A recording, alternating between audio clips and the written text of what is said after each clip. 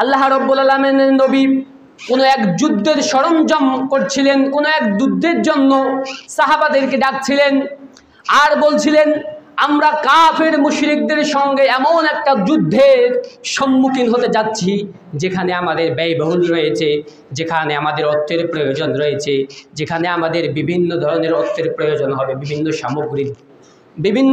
সামগ্রী বিভিন্ন দ্রব্যের প্রয়োজন হতে পারে।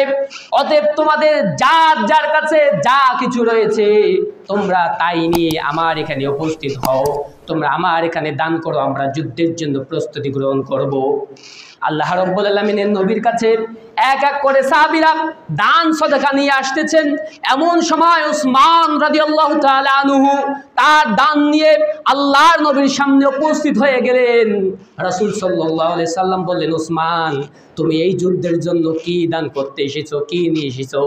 আল্লাহ রাব্বুল আলামিনের নবীকে উসমান বলছেন, ইয়া রাসূলুল্লাহ, ইয়া হাবিবাল্লাহ, আপনি তো জানেন আল্লাহ রাব্বুল আলামিন আমাকে অঢেল সম্পত্তি দিয়েছেন, অঢেল সম্পত্তির মালিকানা দান করেছেন।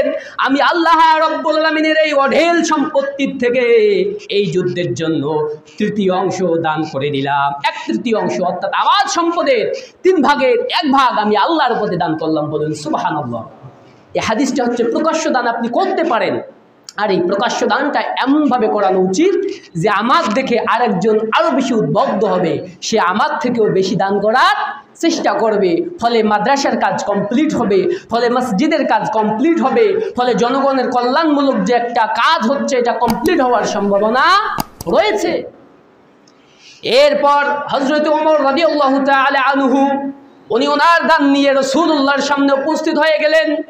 রাসূলুল্লাহ সাল্লাল্লাহু আলাইহি ওয়াসাল্লাম বললেন, ওমর তুমি এই যুদ্ধের জন্য কি দান নিয়ে আমার সামনে এসেছো?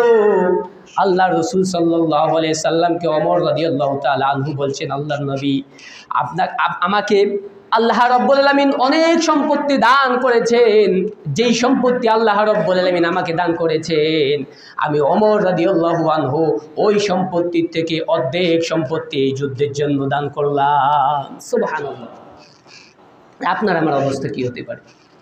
আপনার আমার অবস্থা তো এরকম অবস্থা যে মসজিদের দান বাক্স আসে, কেউ ছিঁড়া নোট 2 টাকা দিলে দিল, কেউ না দিলে নাই।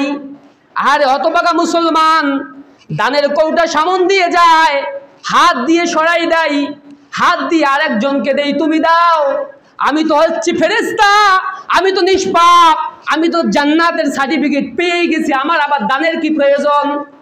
এমন হতভাগা মুসলমান সপ্তাহের পর সপ্তাহ চলে যায়, জুমার দিনের পর জুমার দিন চলে যায়, মাসের পর মাস চলে যায়, বছরের পর বছর চলে যায়, পকেট থেকে 10টা টাকার নোট মসজিদের ওই দান বক্সের কৌটায় পড়ে না। এই হচ্ছে আমরা হতভাগা মুসলমান। প্রিয় ভাইরা আমার, এরপর আল্লাহর নবীর সামনে দান নিয়ে উপস্থিত হয়ে গেলেন হযরতে আবু বকর রাদিয়াল্লাহু তাআলা আনহু। আবু বকর রাদিয়াল্লাহু তাআলা আনহু একটু মনোচ্ছন্ন, একটু ছোট ছোট ভাব। আল্লাহর নবী সাল্লাল্লাহু আলাইহি সাল্লামের সামনে উপস্থিত হতে তিনি লজ্জা বোধ করছে। আল্লাহ রাব্বুল আলামিনের নবী বললেন, আবু বকর তুমি কি দান নিয়ে আজকে আমার সামনে উপস্থিত হয়েছো? আল্লাহর নবী জিজ্ঞাসা করলেন, আবু বকর তুমি আজকে কি কি নিয়ে আমার সামনে উপস্থিত হয়েছো? আবু বকর রাদিয়াল্লাহু তাআলা আনহু বললেন, ইয়া রাসূলুল্লাহ, ইয়া হাবিবাল্লাহ, আপনি তো আমার ব্যাপারে জানেন আমার কি রকম সম্পত্তি রয়েছে, আমাকে আল্লাহ কি রকম সম্পত্তি দিয়েছে ইয়া রাসূলুল্লাহ। তবে আল্লাহর নবী আমি এতটুকুন কথা আপনাকে বলতে পারি, আমার বাড়িতে আমি দুইটি বস্তু, দুইটি বিষয়কে রেখে এসেছি। সেটা হচ্ছে আমার বাড়িতে আমি এক আল্লাহ রাব্বুল আলামিন আর দ্বিতীয় আল্লাহর রাসূলকে রেখে আমার বাড়িতে যা কিছু রয়েছিল আমি আবু বকর রাদিয়াল্লাহু তাআলা আনহু এই যুদ্ধের জন্য সব কিছু দান করে দিলাম। সুবহানাল্লাহ। প্রিয় ভাইরা আমার, তাই বলছিলাম, ও ছাত্র ভাইরা, যুবক ভাইরা, যারা কৃষি কাজ করে খান, আমার চাচারা, আপনার সম্পত্তি এত বড়, সেটাতে কি আছে যায়, আর এতটুক সেটাতে কি এসে যায়? আপনার সম্পত্তি হালাল কিনা, আপনার সম্পত্তি আল্লাহর জন্য হচ্ছে কিনা।